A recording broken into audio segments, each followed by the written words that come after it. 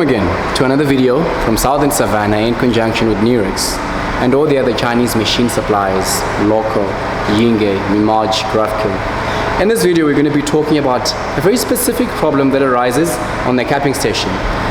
You've turned your machine on, maybe power went out when you were printing, and then you get this error here which says cap error, sensor or motor error, power down, please check.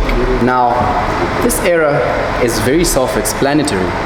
When it says cap error or sensor or motor error, it's an issue that normally arises from either the cap sensor, the capping motor or capping station motor, or sometimes it's just the alignment of the gears with the motor. I'm going to show you how to diagnose that and how to fix that. Okay, cool, let's go.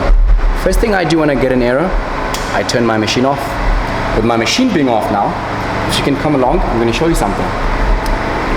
This here is what we call the cap sensor. Right. Again, every part I'm going to talk about here, we supply them as spares and we have them available. Do contact us if you do need any. Now, this sensor is supposed to be here, screwed in. Sorry, one moment. Yeah. Screwed in to make sure that it is on this hose here, but on some machines you're going to find it's going to be somewhere at the back, but it's all fine. The thing I need you to understand is once we see that error, we need to locate this guy. If this thing is electrically gone, maybe something happened, a shock or whatever, that simply means we have to change it. So the first form of diagnosis, if you have a spare one, is simply to change it. The second thing you can do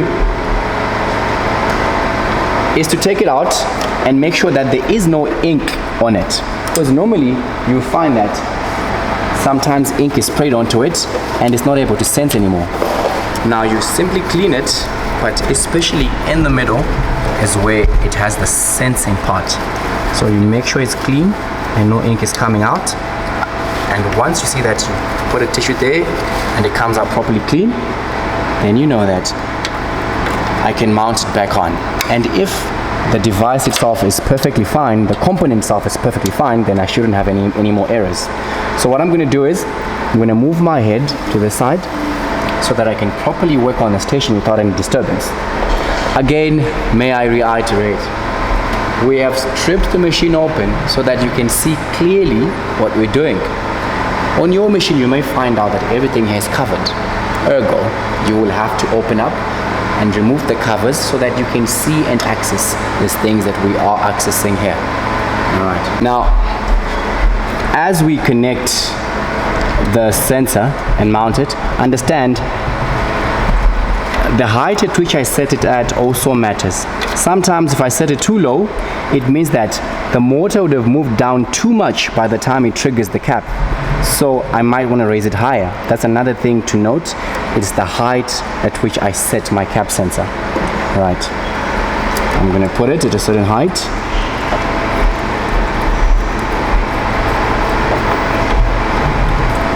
And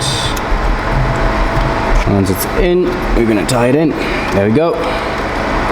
Alright, with my sensor being tied in, another important thing to know is I can move by simply opening this side panel here.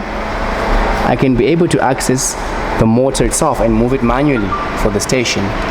So I can simply do this to move it up and do it the other way to move it down. And I move it to the lowest position. Once it's at the lowest position here, then I'm going to turn the machine on. As I do, I just want to make sure that my cap is going to go up unhindered.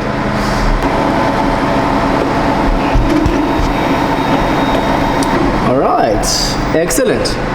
And as you can see, everything has been sorted.